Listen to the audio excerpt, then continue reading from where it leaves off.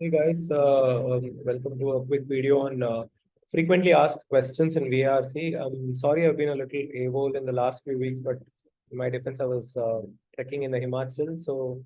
But from now on, I guess I'll be a little more consistent.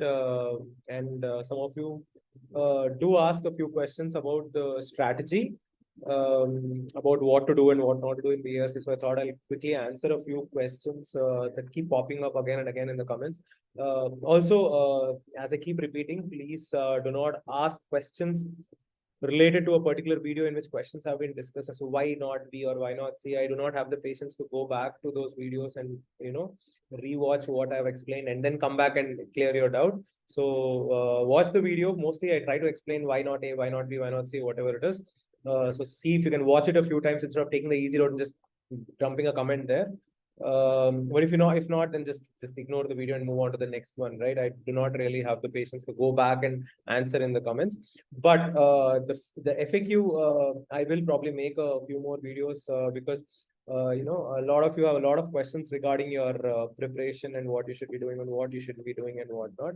So if you have any questions that are not covered in this particular video, you can leave them in the comments, and I'll probably make a second video. Anyway, let's look at the most common questions that I usually get. Okay, so I'm guessing by the time you're watching this video, we'll probably have around September, October, and a few weeks in November.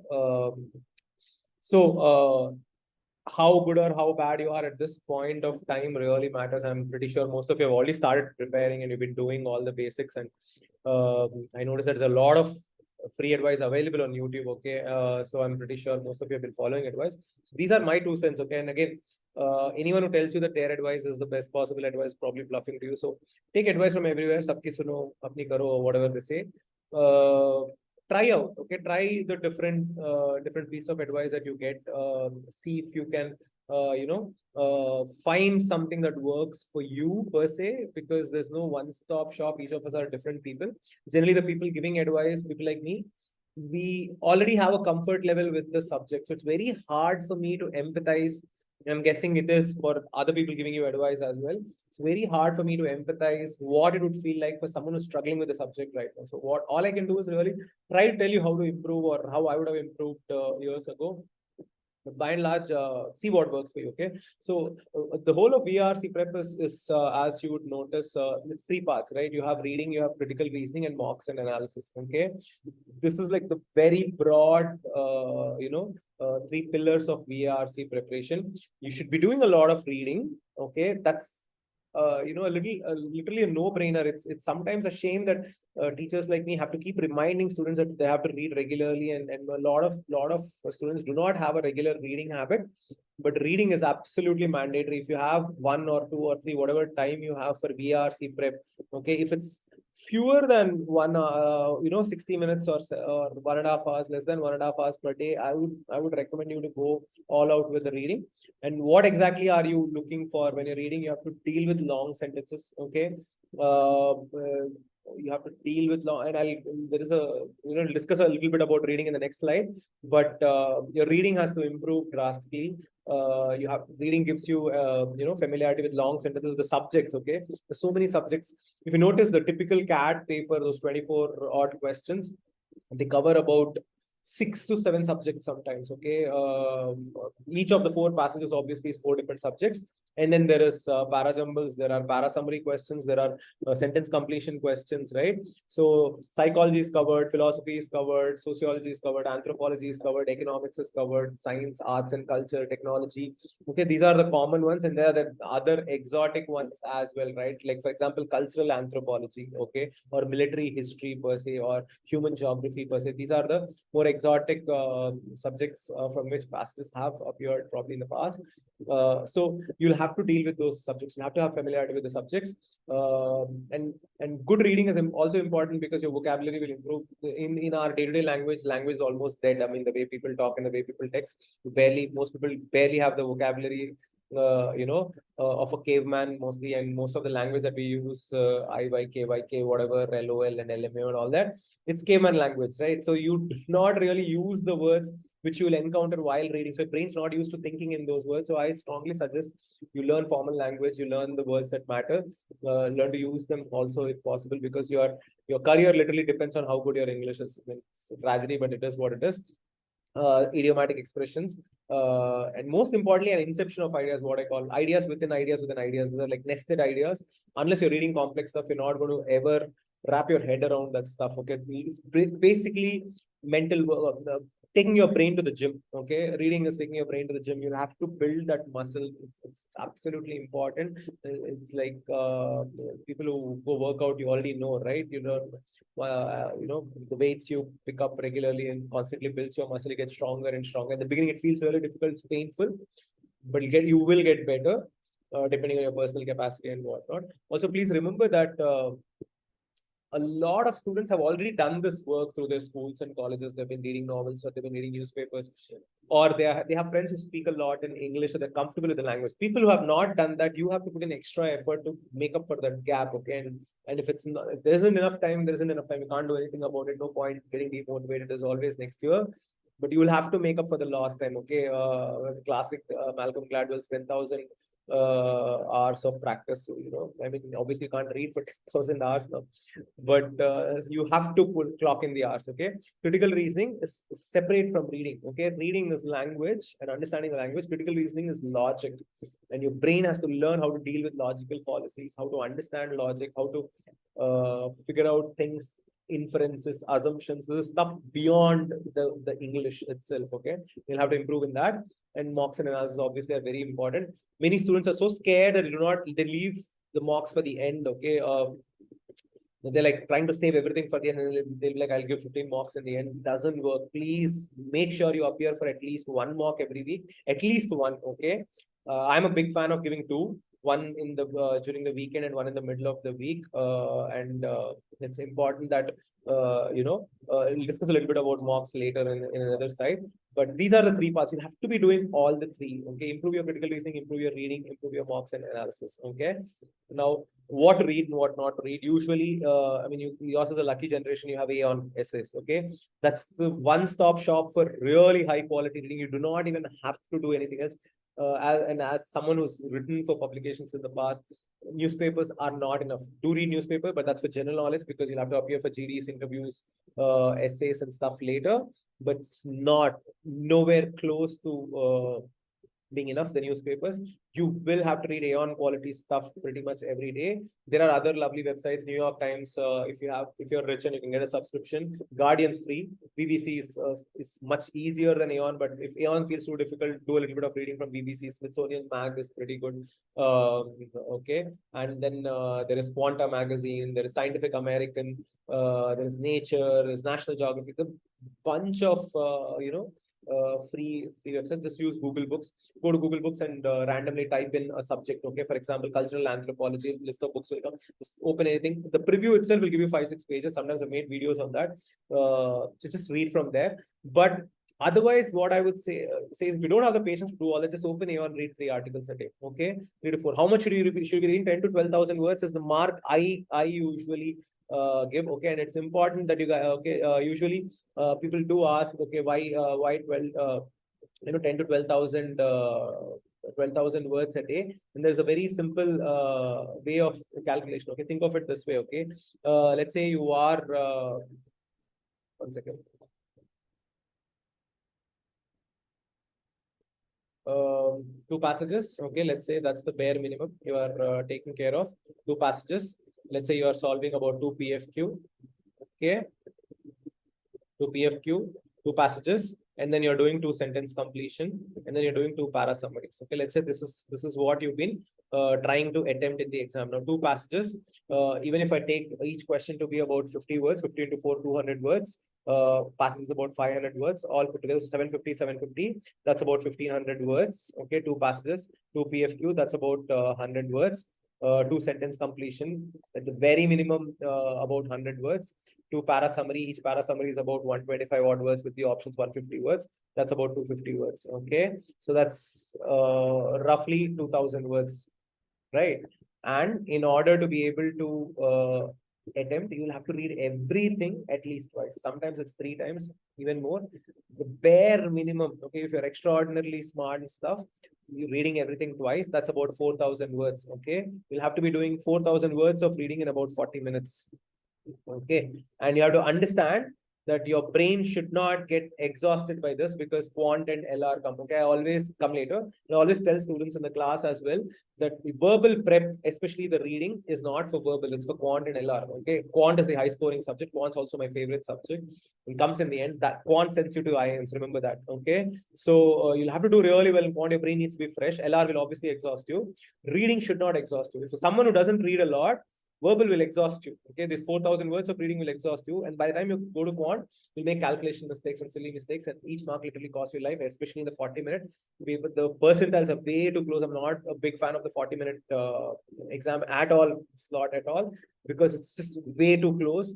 For comfort, one question this way or that way, and pretty much decides, massive jumps in percentiles. But which is why by the time you cross English and you go to LR, your brain should be fresh, which means the 4,000 words should be a very small part of what you do every day, which is why I personally like 10 to 12,000 words a day, which is pretty much about 3 to 4 Aeon essays. Okay, 3 to 4 Aeon essays. Now, if you read 3 to 4 Aeon essays, some of you might not understand even 50% of what you're reading. That's absolutely fine, as long as you understand the remaining 50%. If you don't understand anything from Aeon, okay, then Guardian, BBC, those are the easier ones, Smithsonian Mac. But at some point, you have to come to Aeon, because CAT passages are literally Aeon level last few years, getting difficult. Also, if you're reading a 3,000 word essay in Aeon, you'll at least encounter 25 to 30 words. Okay, I'll give you a very interesting thumb rule here. The average 99 percentiler in verbal will probably read a 3,000 word Aeon essay with not more than 2 to 3 unknown words. Okay, that flow will be able to finish off the 3,000 word essay and hardly encounter more than 2 to 3 brand new words, sometimes nothing. That's the 99 percentile for you. So that's the level you're trying to reach. So basically, if you're encountering 30, 40 new words per Aeon, it means your vocabulary is really, I'm really sorry to say, it's bad news, I know. We'll have to improve. Vocab is not up to the 99% mark, but sometimes you just have to clear cut off in verbal. Let's say you're really good with quant and LR, then it's okay. I mean, even if you encounter 10 to 12 new words, learn them. Download Merriam-Webster, keep adding the words, keep revising the words. Okay, so you learn about, even if you're learning from now on, if you're reading 10 to 12,000 words a day and you learn like 50, 60 words a day, that's quite a lot, isn't it? 60 words a day into about 90 days, close to, give or take, more than 5,000 words. That's a huge jump in vocabulary. Okay, so don't underestimate how much you can learn in the last 3 months, but this is the mark you'll have to. Okay, if you're only reading like one Aeon essay, your brain's not doing enough prep for this. Your brain's not ready for this. Okay, I'm really sorry to say that. So vocab improvement, you'll have to leave half an hour a day. All the new words you'll have to keep revising. Please remember that I'll try to make a few videos on the most commonly used difficult words that you do not use in regular speaking. That's why they feel tricky, but they're used a lot. Okay, for example, preponderance, proclivity, jeopardy, words like these come a lot in the articles, but you won't use them in real life. Okay, in real life, you will not say I was in jeopardy because of the traffic or whatever. You will not say stuff like that. Obviously, even if you say that, people wouldn't understand what you're saying. So improve your vocabulary. But this mark's pretty important. Okay, build the patience for this. What I would generally recommend is read during your wasted time. Okay, your quality time. What is quality time? Where you know that you will not be disturbed for the next 1-2 hours. You have it. You have absolute peace of mind and you can do whatever you want to. That is called quality time. Quality time block should always go to quant and LR. Verbal prep always comes in your wasted time. So let's say you have 15 minutes, 10 minutes, 5 minutes here. Okay. WhatsApp, you're waiting for the single tick to turn double tick or whatever. Instagram, you're wasting time. That wasted time should go for this. Make reading a constant habit. It's not like 2 hours you sit with a newspaper nicely. No, that's just a waste of time. Whatever 15 minutes blocks you have all through the day, squeeze about 1.5 hours of reading. Okay, and then you'll have to have a target of reading speed. The average 99 percentile usually I've noticed read at around 275 to 300 words per minute.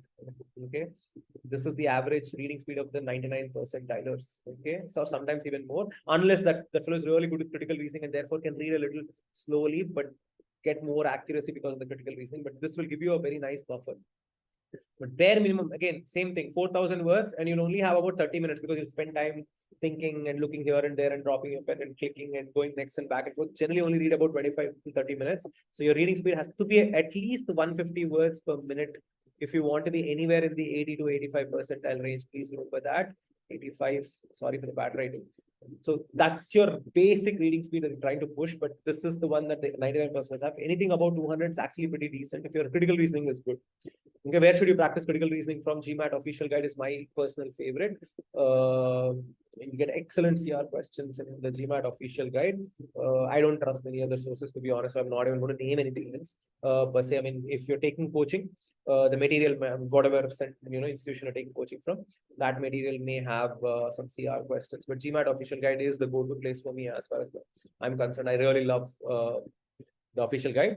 Also, reading gives you subject familiarity, which is extremely important. Okay, so my sincere suggestion is if you're reading 3 different essays a day, 3 different subjects, then change them every alternate. Every day pick a different set of subjects. That's why again Aeon is amazing because it just mixes up every subject. So you don't you can randomly pick whatever is there in the top 3 and keep going. It's a treasure trove of amazing articles. So that will improve your.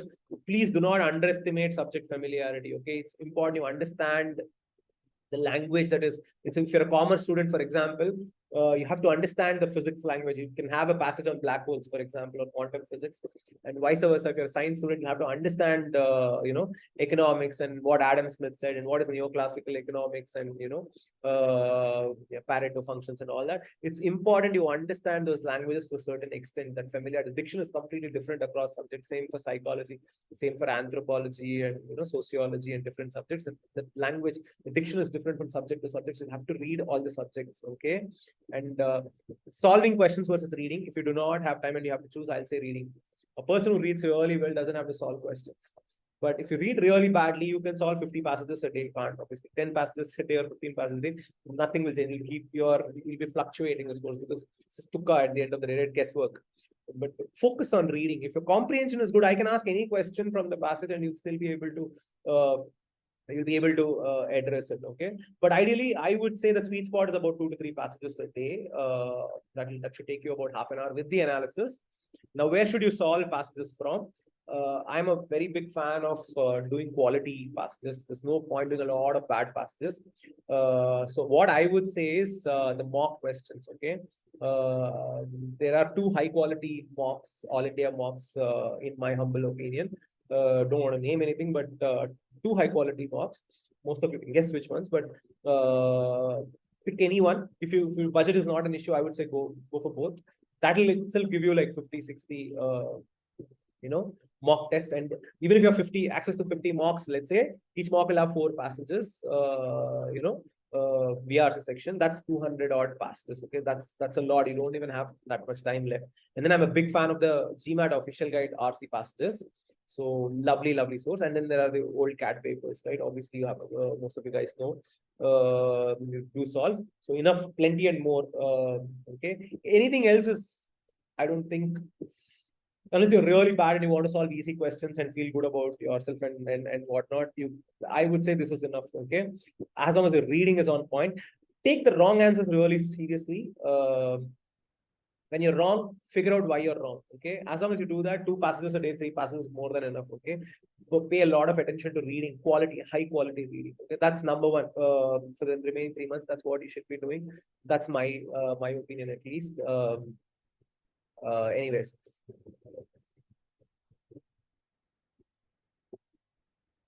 Second.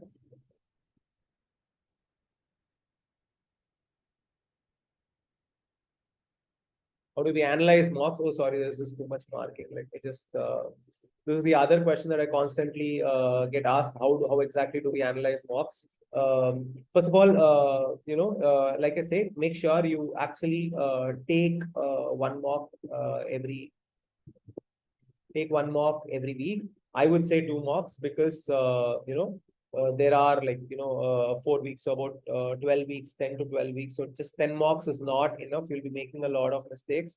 Take a couple of mocks every week is what I would say. And how do you analyze it?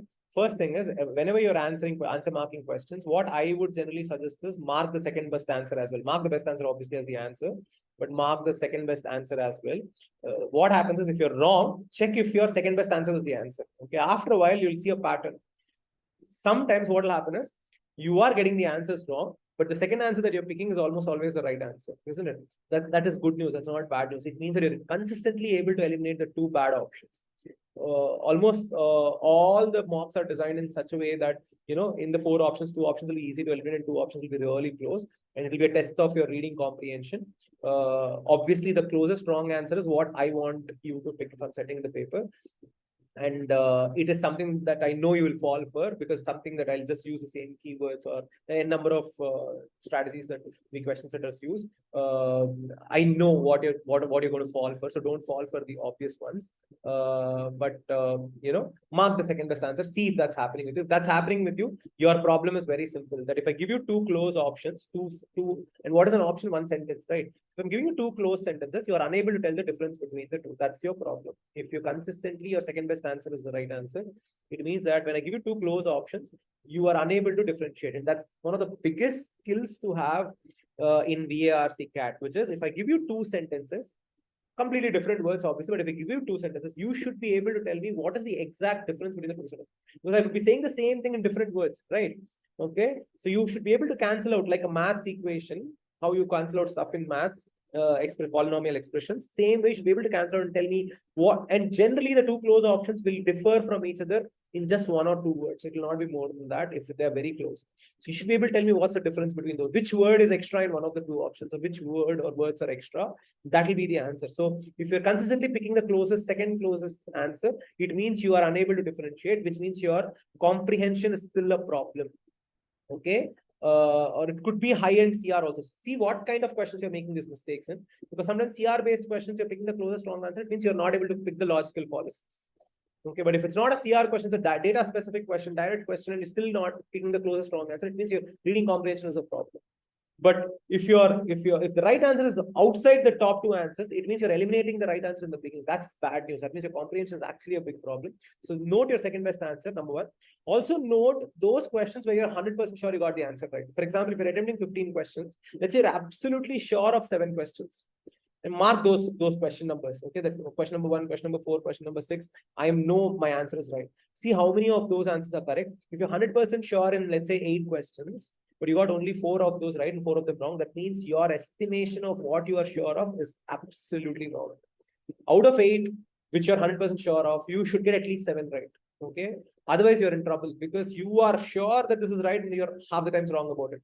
It means in the exam, your accuracy is bad. It might do you good to solve more questions.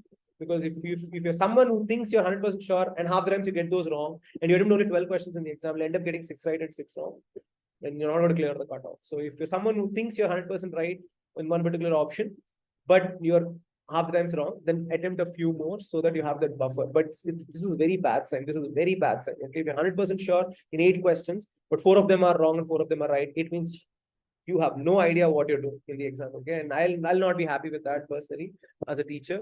This is a very important parameter. Try this out. Okay, try these 2 things. I mean, it'll eat up 2 to 3 minutes extra if you're marking this on the side, but do it for the mocks. I mean, it'll give you valuable data that you can analyze later. The third thing that you should be doing is after the mocks, then 40 minutes is done. I call this infinite time test. Whatever passage, let's say you left out 2 passages when you finish the rest of the paper. Those 2 passages obviously are difficult. That's why you left them out, right? So don't put a time deadline on those 2 passages. Give yourself 15 minutes to do those passages. See how many you get out of those 8, right? The idea is very simple. If I do not give you, if there's no time pressure and if there's no time pressure and I'm asking you to, and I'm asking you to take your own time and solve the questions, and you're not accurate there, and let's say out of those 8 questions you only did say you got 4 right, even if I gave you like 15 minutes per passage, it means that pressure is not your problem, temperament is not your problem, comprehension itself is a problem. That means knowledge is lacking, and this works in LR as well. But if I give you infinite time, can you solve the LR set? Means that you know how to solve them. You just can't handle the pressure of solving them fast. Similarly, if I give you infinite time, there's no time deadline, and give you 30 minutes per 2 passages or 35 minutes for 2 passages, and you get 8 out of 8 right, it means your comprehension is spot on. You have to improve your speed. Okay, pressure is getting to you, nothing else. That's good news. Okay, if you ask me as a teacher, so try that out. Always finish the paper, okay, before you start analyzing. Okay, lastly, if possible, maintain an Excel sheet. See the type of questions where you consistently are right or wrong. Okay, obviously we give every mock gives you the breakdown of which kind of passages, which kind of questions are given. Mostly half the hours questions these days will be CR questions. Check what are your strengths and what are your weaknesses. Also check your accuracy with respect to subjects. It's not just accuracy, it's also with respect to subjects. Okay, psychology, what is your accuracy? Philosophy, what's your accuracy? Economics, what's your accuracy?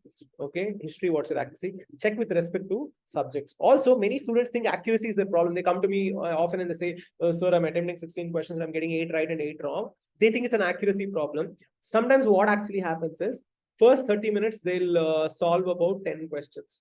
Okay, take a lot of time. Last 10 minutes, they solve like about 6 questions. And then what happens is, out of the 6 questions, 5 questions are wrong. Okay. So overall, out of 16, you say around 8 are right and 8 are wrong. And you think accuracy is your problem. But in the example I've given, accuracy is not the problem. Time management is the problem. The first 30 minutes, you took 10 questions. And the last 10 minutes, you solved 6 questions.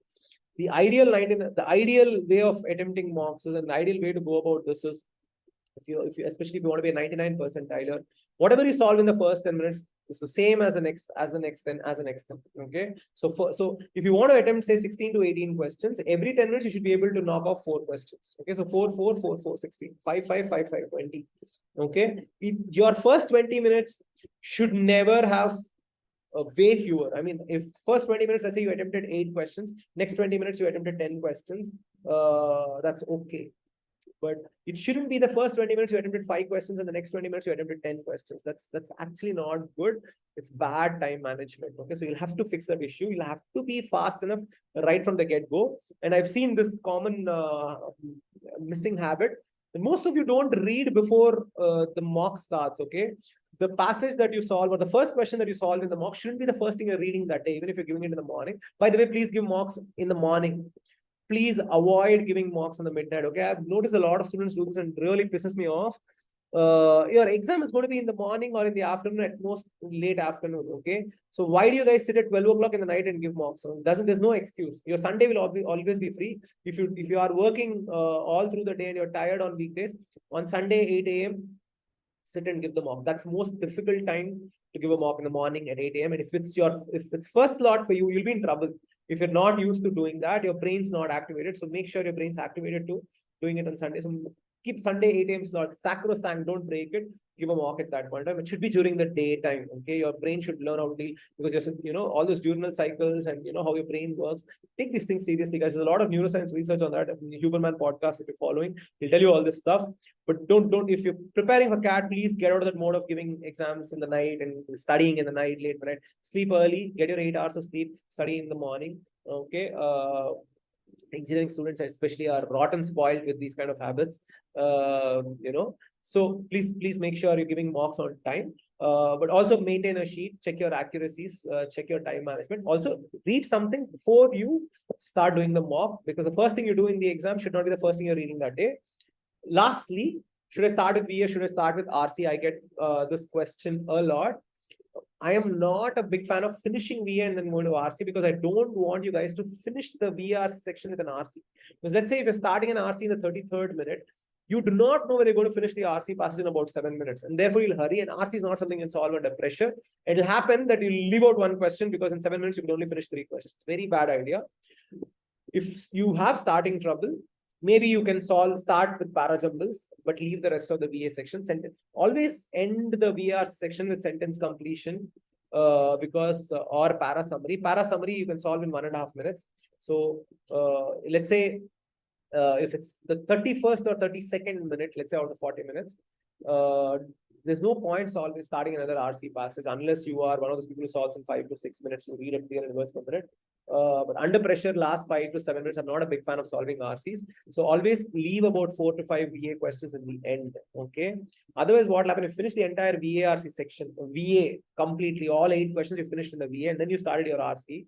Let's say you finished an RC passage in the 37th minute. You're left with 3 minutes. What are you going to do in those 3 minutes? You can't solve another passage. You can't read. It's a waste of your time. It's criminal.